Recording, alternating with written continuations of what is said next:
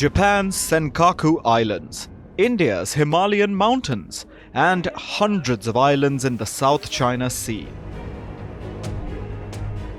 There's one nation that has an eye on all these regions: China. But these are just a few of the claims that Beijing has. China has at least 17 territorial disputes with its neighbors, involving both the land and the sea. And despite the bonhomie between Xi Jinping and Vladimir Putin, the Chinese Communist Party even has its eyes set on regions that are part of Russia. But it's not the land or sea that China is worried about, it's the year 2027.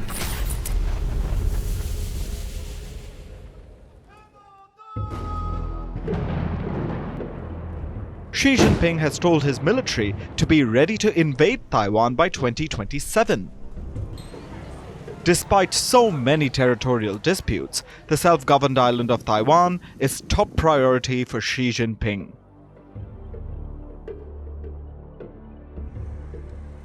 The epicenter of COVID-19 has bounced back, particularly militarily. In the last 3 years, China has added over 400 brand new fighter jets, including stealth fighters, 20 major warships, while also doubling its inventory of ballistic and cruise missiles, and China is expanding its nuclear arsenal faster than other nuclear powers. Clearly, Beijing is preparing for a military showdown, but there's one setback. Chinese troops haven't seen large-scale combat in almost 4 decades. Chinese troops lack experience, and Xi Jinping is aware of that. He has reached out to his dear friend Vladimir Putin and requested that the battle-hardened Russian forces teach the Chinese troops what it's like to fight on the front lines. Up till August this year, China and Russia had conducted at least 102 joint military exercises. That's more exercises than all the other militaries in the world combined. And these drills have been spread across regions, from the Pacific Ocean to the Arctic Ocean, and even near the skies of Alaska. Chinese war machines have become an integral part of Russia's military exercises. As China and Russia conduct more and more military drills, the United States and its allies are watching closely. Beijing is on course to surpass Washington's nuclear arsenal in the next decade. China is even surging ahead in numbers of non-nuclear ballistic and hypersonic missiles. The US Navy's Chief of Staff, Admiral Lisa Franchetti, has announced preparations for a possible war with China by 2027. The new plan includes 7 strategic goals. These range from ship maintenance, improving naval infrastructure, inducting thousands of kamikaze drones, increasing the readiness of the F-18 Super Hornet fleet, development of new unmanned platforms, introducing new maritime operation centers, and completing the recruitment of naval personnel. But how do the American and Chinese navies stack up against each other? China and the US have almost 350,000 Navy personnel. The US Navy has over 3.6 million tons of ship, which is nearly 1.5 times the size of China's fleets. However, China has almost 400 warships, which is over 100 more than the US Navy. China also holds a 16-to-1 edge in tonnage of amphibious landing ships, which Beijing says are meant for the reunification of Taiwan. China has 10 submarines less, and most of their noisy diesel submersibles are no match for the nuclear-powered submarine fleet of the US Navy. But China is far ahead in ship production rates. Last year, China added 30 over-the-surface ships to its fleet, compared to the 6 that the US Navy added. Though American ships are considered far more advanced than their Chinese counterparts. Washington has been preparing for China's rising expansionist behavior. The United States has grown its presence around China in the last 2 decades. There are over 230 US military facilities surrounding China. Japan has 15 major American bases and a total of 120 military facilities. South Korea has 9 major US bases and a total of 70 smaller facilities. The United States has 9 large military bases in the Philippines, 2 in Singapore, and 1 in Thailand. In the wider Indo-Pacific region, there are 2 major bases in Guam and a total of over 50 facilities.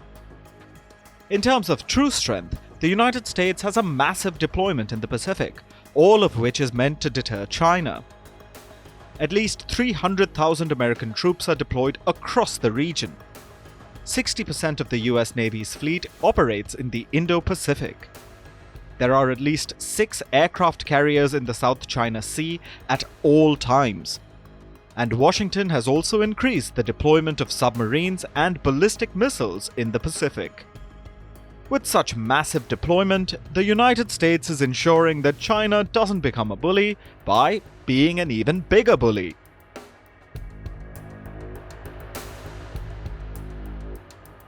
With China and Russia increasing bilateral military exercises, the United States is pushing for a revamp of the democratically aligned alliance, Quad.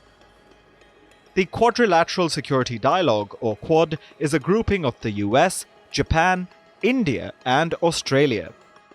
The security alliance was started in the year 2007 by the late Japanese Prime Minister Shinzo Abe. It's supposed to have diplomatic dialogues combined with military exercises. However, the concept never really took off until 2017. Till date, not a single military exercise has been conducted under the banner of Quad. But now, Washington wants to change that. We're democracies. We're democracies who know how to get things done. That's why within the first days of my presidency, I reached out to each of your nations, to propose we elevate the Quad, make it even more consequential. 4 years later, our 4 countries are more strategically aligned than ever before. And today, we're announcing a series of initiatives to deliver real, positive impact for the Indo-Pacific. That includes providing new maritime technologies to our regional partners so they know what's happening in their waters, launching cooperation between coast guards for the first time. Challenges will come, the world will change, because the Quad is here to stay, I believe. India has also called for the grouping to stay united based on shared democratic values. हमारी बैठक ऐसे समय हो रही है जब विश्व तनावों और संघर्षों से घिरा हुआ है। ऐसे में साझा डेमोक्रेटिक वैल्यूज के आधार पर क्वाड का मिलकर साथ चलना पूरी मानवता के लिए बहुत ही महत्वपूर्ण है। हम किसी के खिलाफ नहीं हैं। हम सभी एक रूल्स बेस्ड इंटरनेशनल ऑर्डर, संप्रभुता और क्षेत्रीय अखंडता के सम्मान और सभी मसलों के शांतिपूर्ण ढंग से हल निकालने का समर्थन करते हैं।